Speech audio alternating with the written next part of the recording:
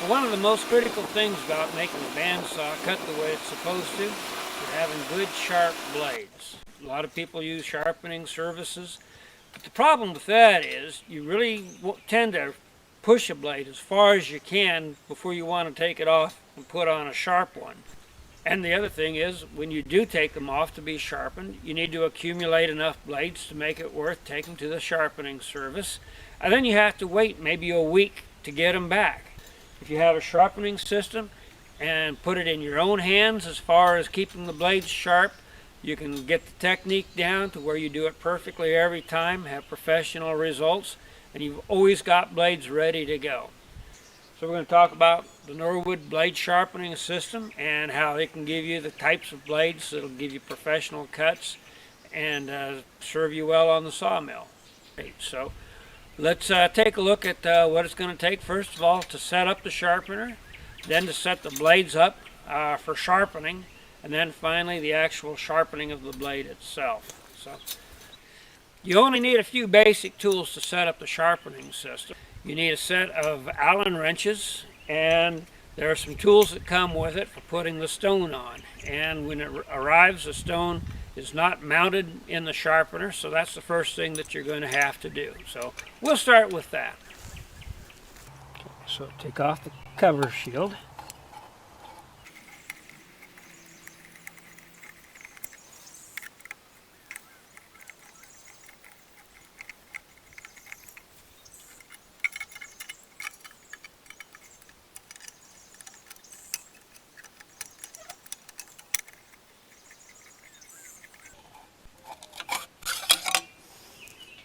Set it aside.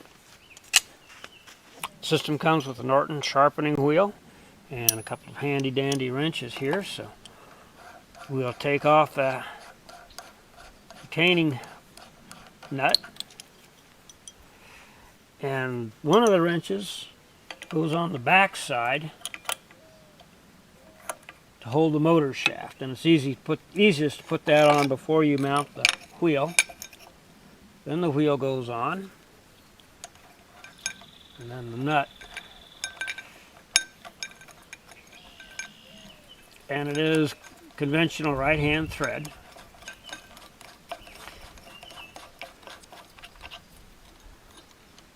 So the nut goes on. It doesn't need to be killer tight, but you do want it to be pretty snug.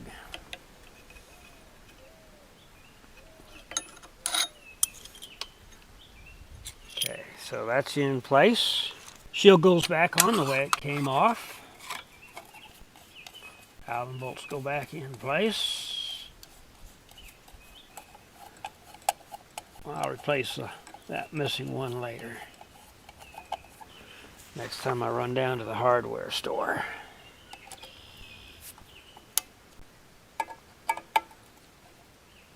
Snug them down a bit.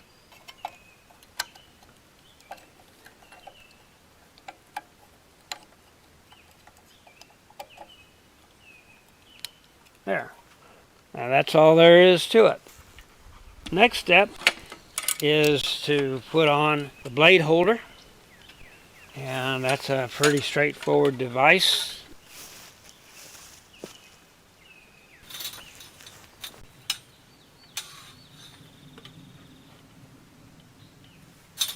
Alright, so setting up the blade.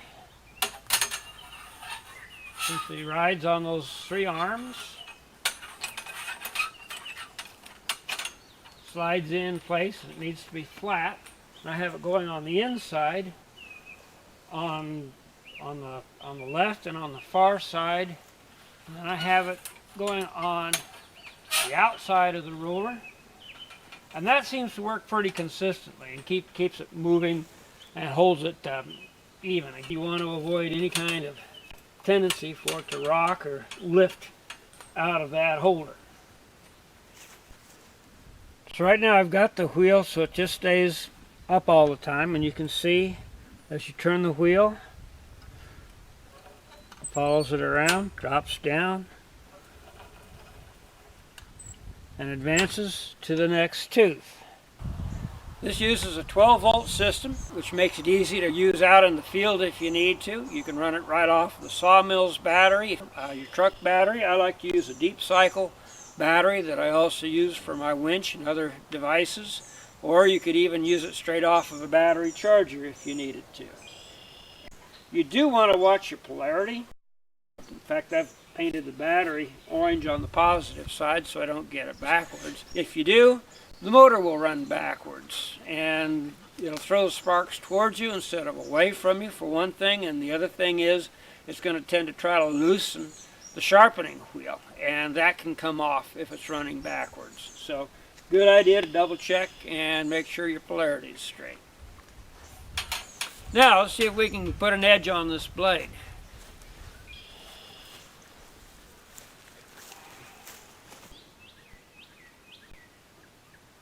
Okay, so got everything in place, and we're going to turn the handle, and you can see the blade is kind of hitting that tooth. And resting on it. So what that means is the pusher isn't pushing the blade far enough between cuts, and if we tried to sharpen the blade like it is right now, it'll take off too much of the tooth at a time. It'll heat up the metal and soften it. So in general, that's a bad thing. So what we're going to do is adjust forward a little bit and try it again.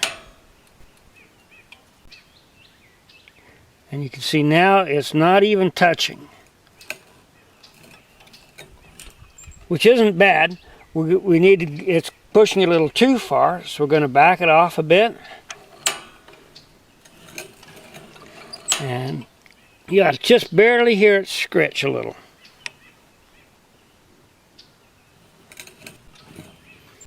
Try again. Yeah, hear that? That's probably pretty close to right.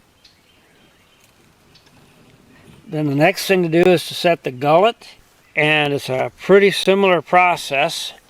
That controls how much metal it takes out in the cut underneath the blade, and that's important because that has to deal with the blade's ability to pull sawdust out of the cut.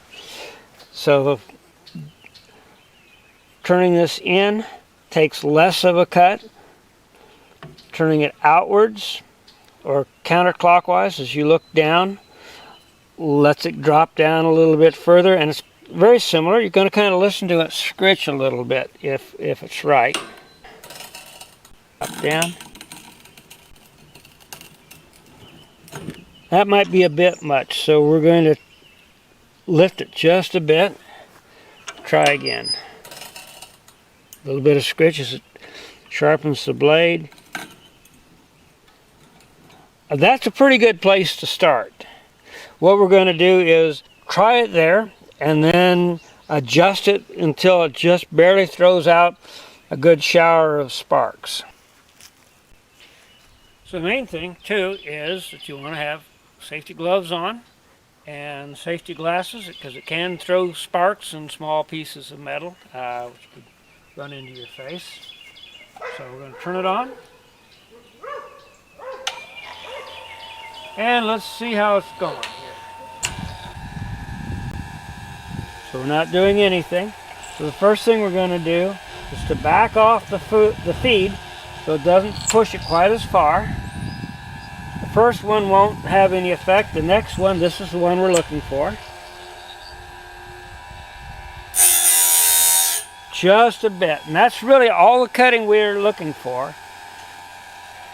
Just barely nicking it. Now we'll go ahead and adjust the gullet. It needs to drop down a little further. So we're going to screw the height adjustment back a little. So it drops down more.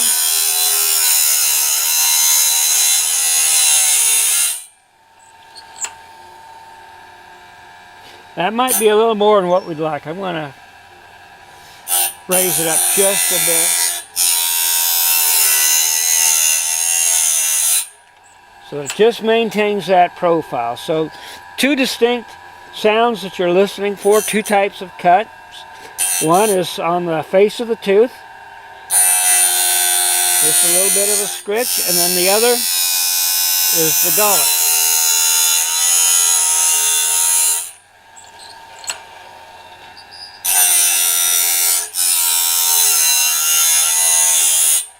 Now once you get it the way you want it, and it's cutting right, what I'll do is come in with some white out, and I'll mark it. So that's the starting point. When it comes back around to that mark, then I'll know that that blade is sharp all the way around and ready to go.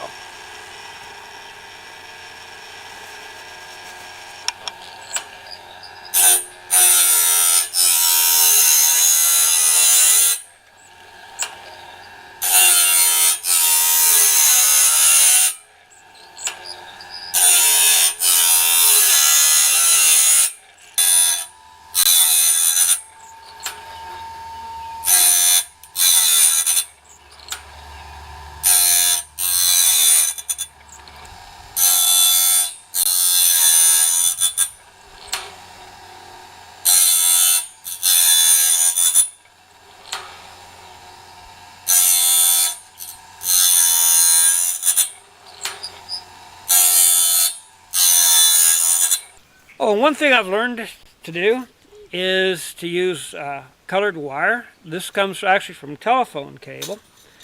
And you can use the colors to code out for different types of situations. For example, these are Norwood's gold line blades, and so I use green wire for that and wrap it around all three sections like that. Give it a twist. And that tells me, the color tells me what kind of blade at a glance I'm picking up.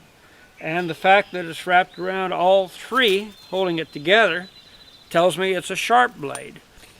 Now when I take the blade off the mill after cutting and it's ready to be sharpened, I just take the wire, put it back on, but I only put it on one strand of the blade instead of around all three. And that tells me that it's a blade that's ready to be sharpened. So color coding your wire ties on the blades is a pretty good idea. If you learn just a few of the basics, sharpen your blades consistently, and have a really good sharpening system like the Norwood Sharpener, and you've always got blades ready to go.